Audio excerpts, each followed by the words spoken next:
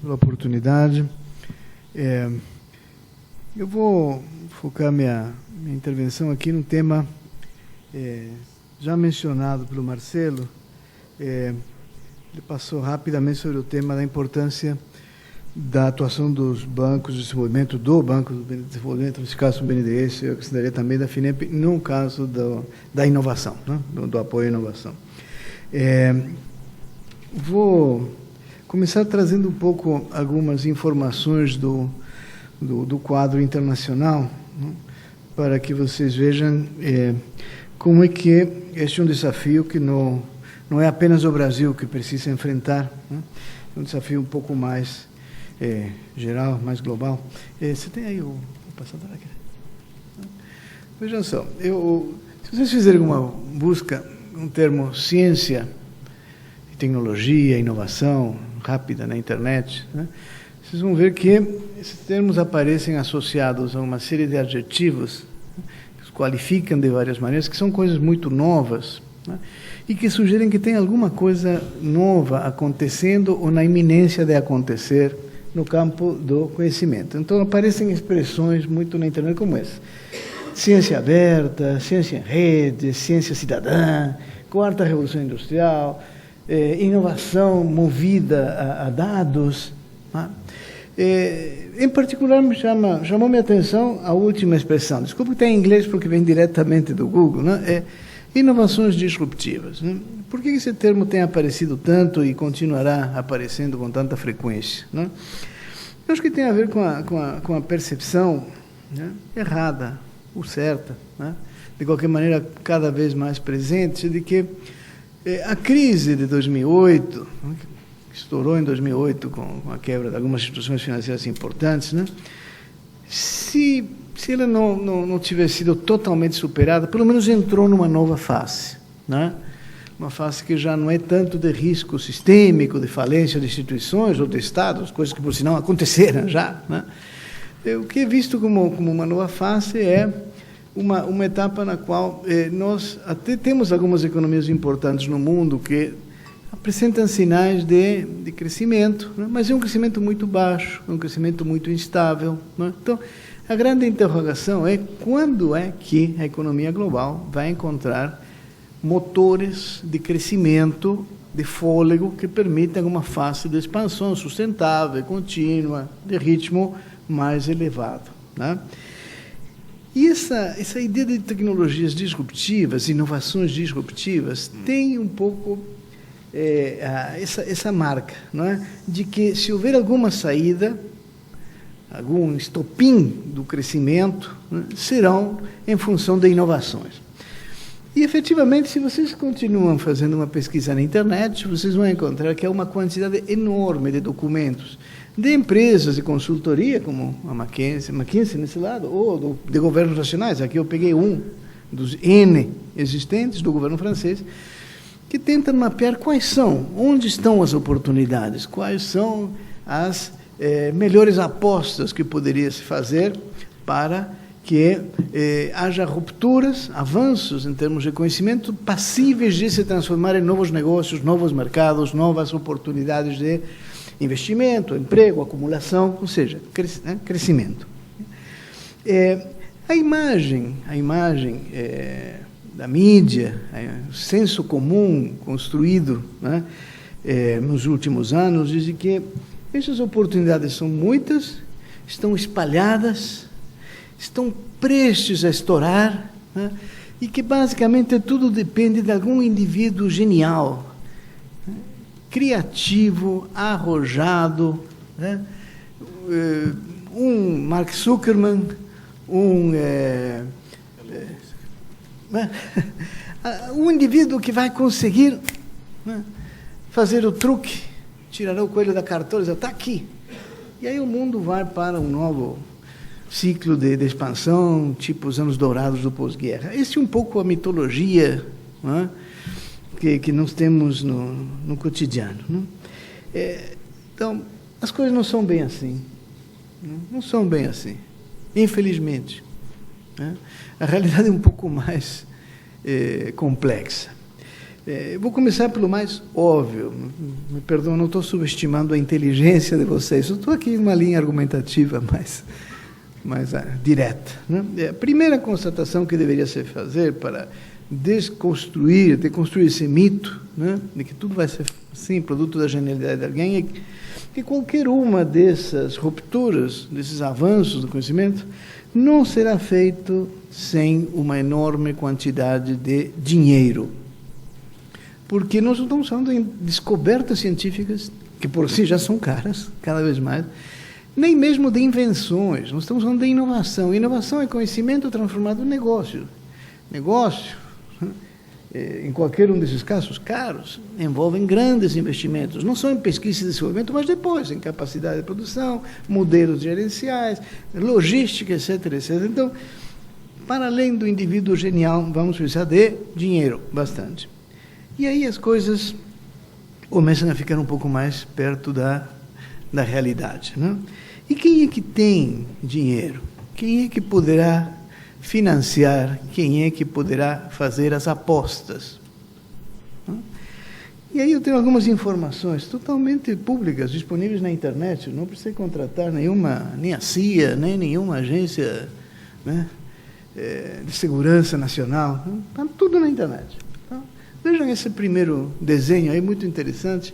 Talvez você já conheça, ainda uma publicação que monitora os gastos de P&D no mundo, não é? Cada uma dessas bolinhas representa um país. Não são todos os países, mas aí tem uns 20, 30, né? Porque são os principais países onde se realizam investimentos em P&D. Então, algumas bolinhas se destacam. Bom, as cores são regiões, tá? Em amarelo estão os asiáticos, em azul, a América do Norte, países laranjas são a Europa, né? Se vocês têm curiosidade, o Brasil também está por aqui. Aí, exatamente. Então, primeira constatação, impressionística. Assim, aqueles que estão no fundo da sala nem podem identificar os países, não? Mas tem jogadores de tamanhos completamente diferentes. Né? Tem pesos pesados e nanojogadores aqui também. Né? Então, tem os Estados Unidos, tem a China. Né? Se você somar todos os países da Europa, não chegam, não vão muito além da China. Então, estamos falando de muito dinheiro. E aqui estamos falando de investimentos empresariais e governamentais, públicos e privados. Então, vejam, quantos atores são, quantos jogadores tem em campo? Aqui, da mesma fonte, os 10 maiores países que gastam em P&D. O Brasil aparece num honroso 10º lugar, gastando 33 bilhões de dólares a preços de paridade de poder de compra. Né? Agora, vejam, a distância entre o 10º, Brasil, né, 33, e o primeiro, Estados Unidos, é de uma ordem de grandeza razoável. Né? Eu diria que a distância entre o primeiro e o segundo colocado também não é pequena.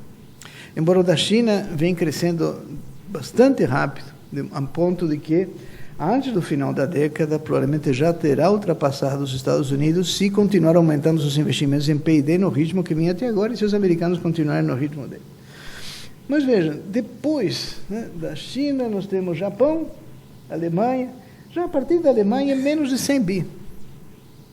Mas o que eu quero destacar dessa tabelinha é que, se você somar os 10 primeiros países, você já está muito perto dos 80% dos gastos totais em P&D do mundo.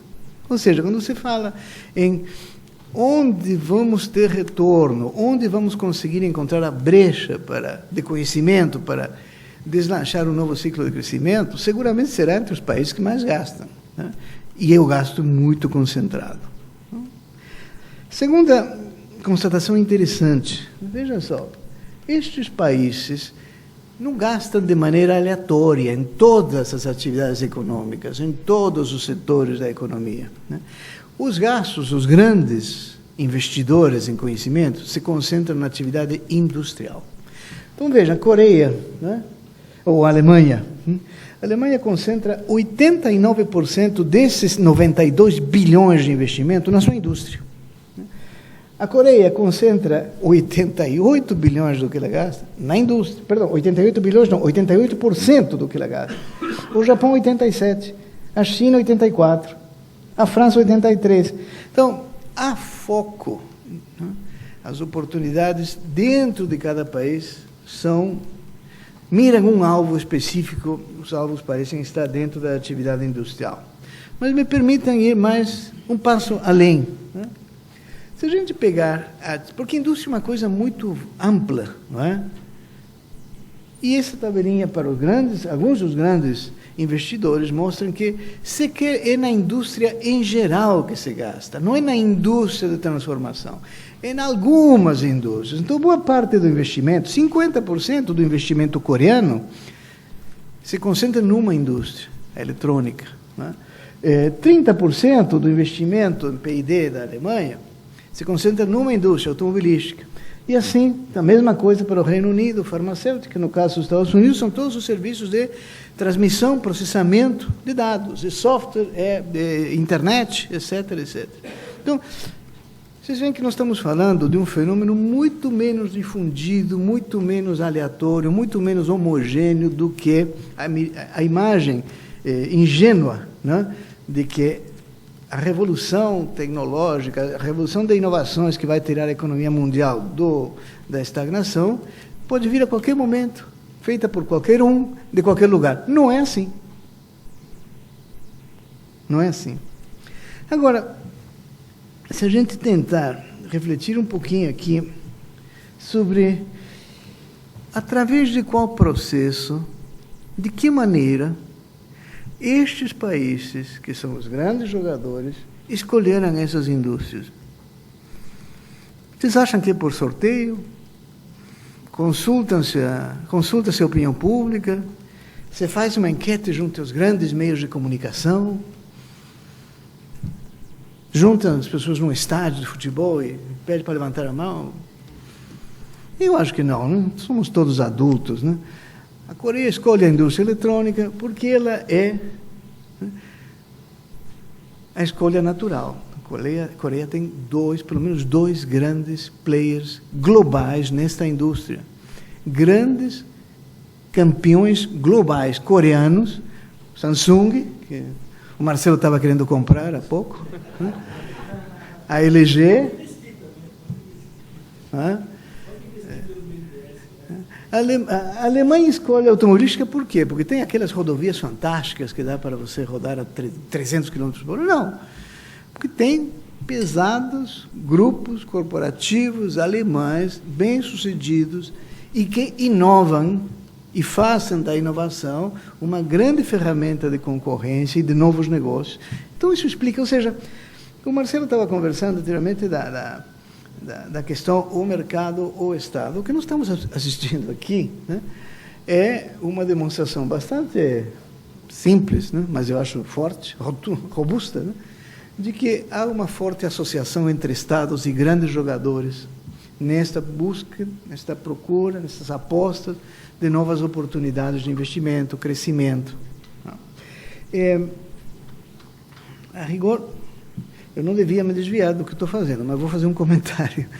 O Marcelo também entrou na discussão de como é que eu justifico a entrada do Estado ou de bancos públicos, né? E ele tratou muito bem da maneira convencional que se faz isto, que é quando os mercados não dão conta.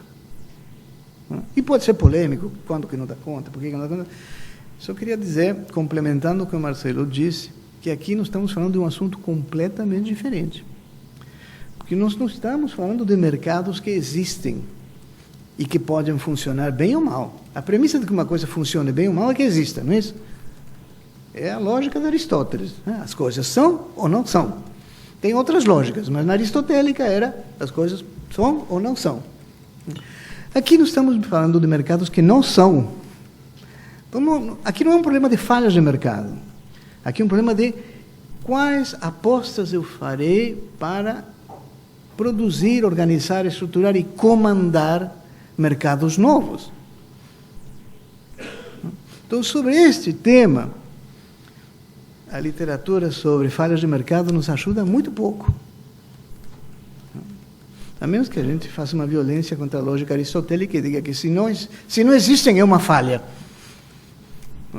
Mas deixo isso de lado. Mas, enfim, volto ao que eu estava dizendo. Né? Na verdade, estamos assistindo aqui a grandes apostas. Né? Como é que será que se divide o esforço entre investimento público e investimento privado nisso? Vamos procurar mais uma vez relatórios disponíveis na internet, do relatório, se não me engano, da Busana, já estão um pouquinho desatualizados, 2010, né? Meio a meio. Em 2010, investiram-se no mundo aproximadamente 1 bilhão e 100, 1 bilhão e 150, acho que trilhão, 150 bilhões de dólares em P&D, no mundo. Se eu pegar apenas as 1000 maiores empresas investidoras, elas investiram em alguma coisa em torno de 500 bi. 47%, 48% do que se investiu no mundo em P&D foi dividido meio a meio entre empresas e Estados nacionais. Curiosamente, reforçando a ideia de que aqui tem alguma forma de associação virtuosa, se der certo, entre investimento público e privado, do mesmo relatório, só que agora para 2 anos, 2009 e 2010. Né? Vejam, assim como os estados não investem aleatoriamente em qualquer coisa, de turismo, supermercado, telefonia, indústria, eles tinham foco, lembram? As empresas, curiosamente, têm os mesmos focos. Vejam que grande parte, em 2010, dos investimentos empresariais das 1000 maiores empresas eram na eletrônica, na saúde, farmacêutica, na automobilística. Vocês veem que há um esforço convergente, público e privado, em torno de objetivos, apostas, em futuros mercados. Mercados não são os mercados futuros das finanças, não, são futuros mercados reais, de verdade, com consumidores, com logística, com distribuição, com assistência técnica. Muito bem, mas deixa seguir mais um pouquinho, já acho que meu tempo vai acabar logo. Né? A pergunta é, bem, sabemos que há investimentos públicos e privados que têm foco, que parecem ser convergentes. Isso sugere alguma forma de coordenação. Né? Longe da imagem da disputa, né? Mercado contra Estado, Estado contra mercado. Disputa na qual, sinceramente, eu acho que nós não devíamos levar muito a sério, porque não é assim que o mundo funciona. Tá? Que tipo de arranjo, como é que se materializa essa convergência? Como é que se constrói o tramado de associações, indo mais diretamente ao ponto, como é que isso se financia? Como é que se faz o financiamento disso? Vocês podem, talvez, imaginar que a coisa seja de uma complexidade institucional, contratos extremamente sofisticados, e que, na verdade, não é tanto assim.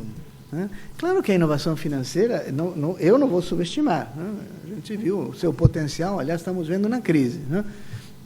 Mas, veja, é importante ter claro que nós estamos falando, na verdade, de um número de atores muito pequenos.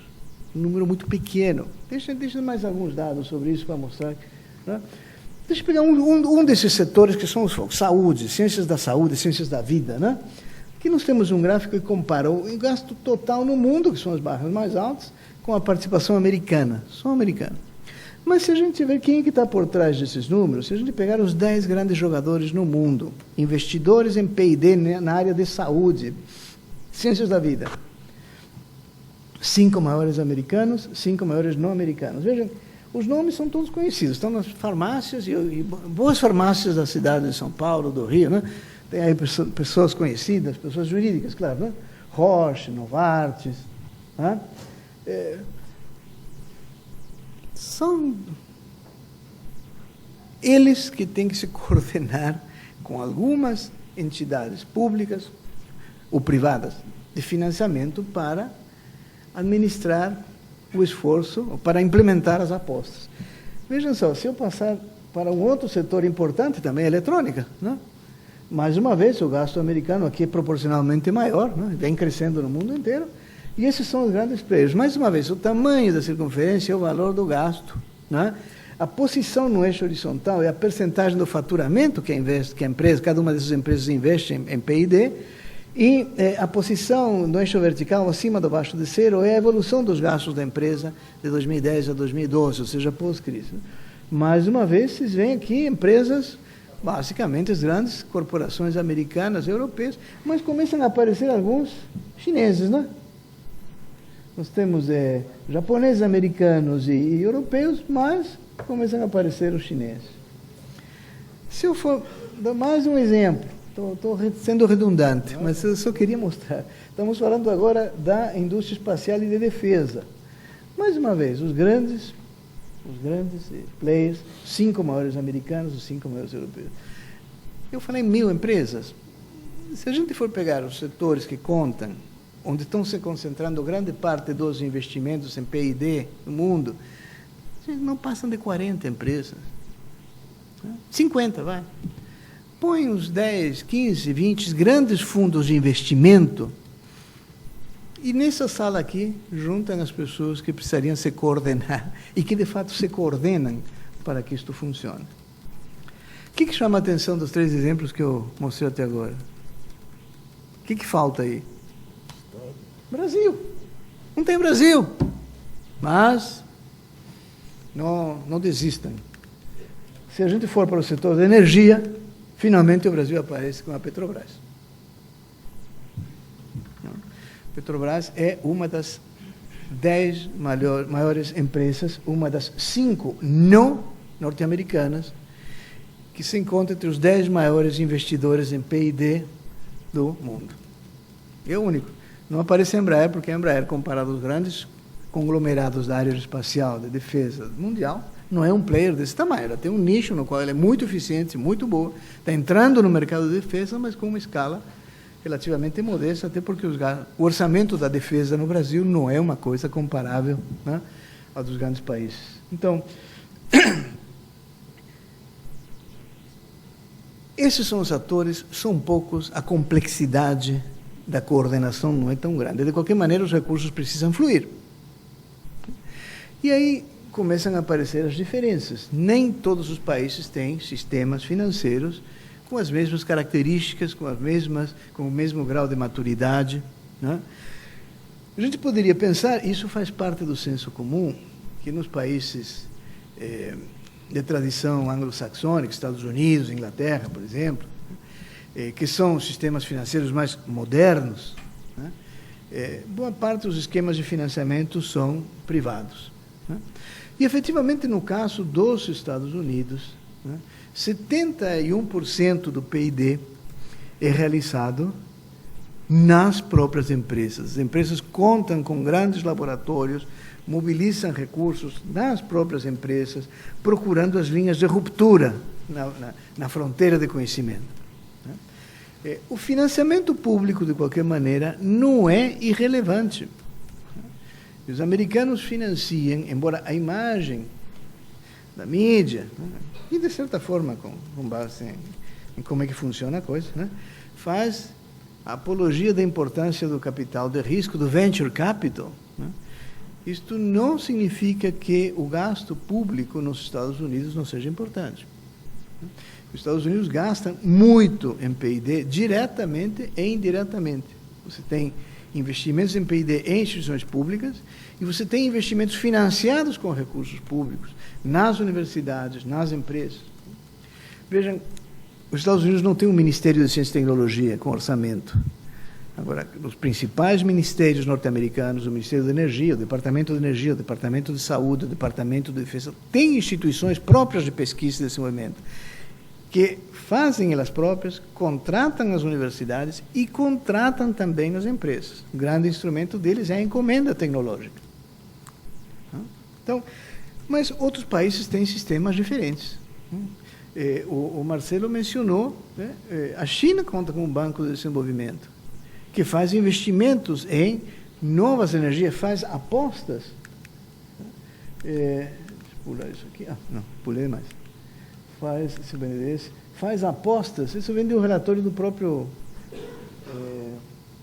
banco citado nesse trabalho de 2003, né? faz apostas em novas tecnologias, no caso aqui, energia.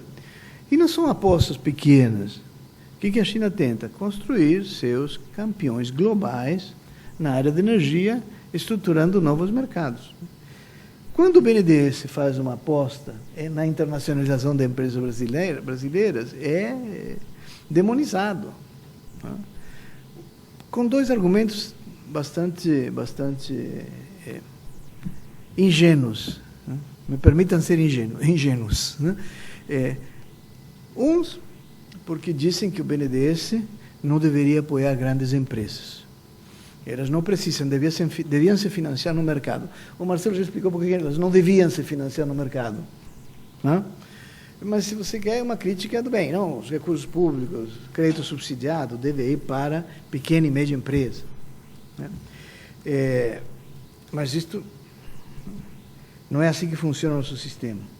A outra crítica, né, é que o banco tenta criar campeões nacionais. Na verdade, o banco está tentando apoiar as intenções de algumas empresas de virar campeões globais, né? Mas escolhe os setores errados. Né? Como o Marcelo acabou de dizer, não é o banco que escolhe, as empresas escolhem. O banco não consegue internacionalizar porque não quer se internacionalizar. Aliás, o fato de que não tenha aparecido nenhuma empresa brasileira nesse período aí, né? Nem na indústria eletrônica, nem na indústria de telecomunicações, nem farmacêutica, é a constatação de que nós não temos nenhum, e ninguém se candidata. Bom, mas a China tem, então, um modelo de procurar rupturas, procurar os novos mercados, com o apoio de um banco de desenvolvimento, que é exatamente o que o Brasil faz e deve continuar fazendo. Isso que são os gastos em inovação do banco. Preciso trocar de óculos, nem eu enxergo. A preço de 2010, de 2000 a 2010. Tá? O que está em uma cor um pouquinho mais escura são os repasses para a FINEP. Não, aqui é reembolsável e não reembolsável. Né? O incremento a partir de 2007, 2008, né, é expressivo. O Marcelo já falou de quando que devem ser feitos os cortes. De 2007 a 2014 são 11 vezes o aumento em termos reais. Né? Se você comparar, não está aqui, né, mas se você trazer isto para 2014, né, o BNDES, que em 2006 gastava alguma coisa inferior a $500 milhões de reais, 500 milhões de reais, alguma coisa assim, em 2014, diretamente gasta em apoio à inovação quase 4 bilhões. E ainda repassa outros 2 para a FINEP. Então, nós passamos de $500 milhões para 6 bilhões num período muito curto. Está errado, está errado. Devemos gastar muito mais. Muito mais. Muito mais. Mas aqui o banco depende da disposição das empresas a inovar, investir em inovação. E nosso tecido industrial, por motivos diversos, é muito tímido neste jogo. Não é uma coisa da qual o investimento, o apoio à inovação, através do Banco de Desenvolvimento, através de um banco público, não é propriamente uma escolha no nosso caso. A escolha seria não fazer, mas se não fizermos através do banco público, não tem como fazer. Então, acho que eu apresentei algumas evidências convincentes de por que nós não podemos prescindir do BNDES neste campo, nem da FINEP. Acho até que há espaço para que os outros bancos públicos, como a Caixa e o Banco do Brasil, coloquem uma linha de ação mais agressiva, vinculada à inovação. Vocês podem pensar que a Caixa Econômica não tem nada a ver com isso, mas construção civil, habitação, infraestrutura, saneamento, por exemplo, que está com a Caixa, é um espaço, talvez não para inovações disruptivas da natureza, dessas que vão criar uma nova civilização, não? Não são a internet das coisas, mas são inovações muito importantes. No caso do Brasil, onde nós temos uma deficiência de infraestrutura urbana, por exemplo, que precisaríamos sanar muito rápido. Talvez o que não é disruptivo em outros lugares do mundo, aqui no Brasil, talvez fosse em termos de qualidade de vida da nossa população. E com isso eu encerro aqui minha intervenção. Obrigado, Luiz, pelo convite.